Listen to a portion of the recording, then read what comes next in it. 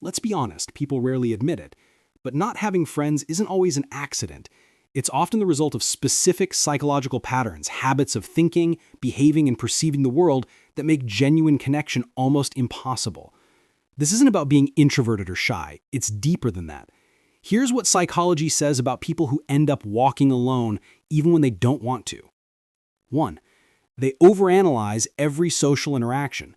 People who don't have many friends usually think too much, especially about people. They replay conversations in their head, dissect every word, and overthink how they came across. This comes from hyper self-awareness, a psychological trait where your brain constantly monitors how others might perceive you. It sounds smart, but it's social poison, because when you're stuck analyzing, you can't relax. And people sense that tension. It feels like distance. Even when you're trying to connect, you don't mean to be cold, you're just trapped in mental observation mode. The truth is, your brain is busier analyzing people than actually bonding with them. 2. They have a low tolerance for inauthenticity. You can spot fake behavior instantly. Forced laughter, attention-seeking, drama, and once you see through it, you can't unsee it. Psychologists call this high social perception, and it's common among people with advanced emotional intelligence. But here's the dark side. When you see the truth behind people's behavior, you stop playing along. You don't fake interest, you don't flatter, you don't pretend to be impressed. And in a world built on small talk and surface-level validation, that honesty isolates you. You're not rude, you're real. But realness makes people uncomfortable. They mistake your silence for arrogance, your independence for pride, and your disinterest for superiority. So, they avoid you. Not because you're cold, but because you expose their warmth as performance. 3. They are too self-sufficient for social circles. Most friendships are built on small dependencies, shared emotions, mutual reassurance, or constant contact. But people who don't have many friends rarely need those things. They regulate their emotions internally. They deal with problems alone. In psychology, this is called emotional self-reliance. It's strength on paper, but isolation in practice, because human connection thrives on vulnerability. When you never ask for help, never open up, never show emotional need, people subconsciously feel useless around you. And over time, they stop trying. You don't push people away directly, you just give them no space to matter. You're not unlikable.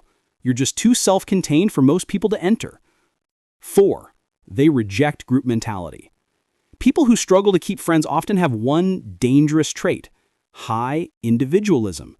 They don't follow trends, they don't mimic group behavior, and they don't conform just to fit in. It's not rebellion, it's wiring.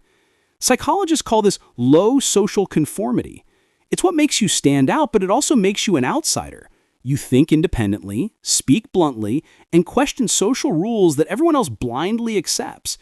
That earns quiet respect, but not closeness, because people bond over sameness, not difference. When everyone laughs, you're analyzing the joke. When everyone agrees, you're asking why. And when everyone follows, you quietly step back. That distance keeps you honest, but it keeps you alone too. 5. They struggle with emotional reciprocity. Here's the truth few want to admit. Some people are bad at friendship because they don't know how to emotionally reciprocate. They understand logic, not warmth. They know how to support, but not how to share. In psychology, this is tied to alexithymia, difficulty expressing or identifying emotions. You care, but you don't show it in ways others understand. So while people might admire your mind, they feel emotionally disconnected. You think being reliable is enough, but people need to feel seen, not just helped. And when they don't, they quietly drift away.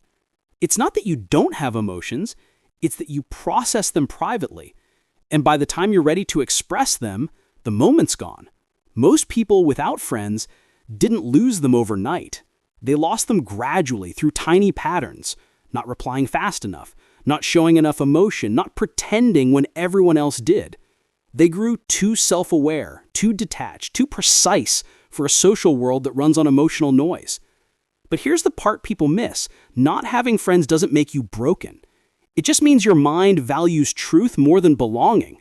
You can't fake connection. You can't dilute your personality just to fit in. And that's why you stand alone. Not because no one understands you, but because few can match you. You don't need to change your personality, but you need to understand it. Because once you know how your traits shape your connections, you'll stop asking, why don't I have friends? And start realizing, not everyone is built to handle me. If you want to understand how your mind actually works, not the sugar-coated version, subscribe. Because here, we don't talk about motivation. We talk about psychology that exposes the truth.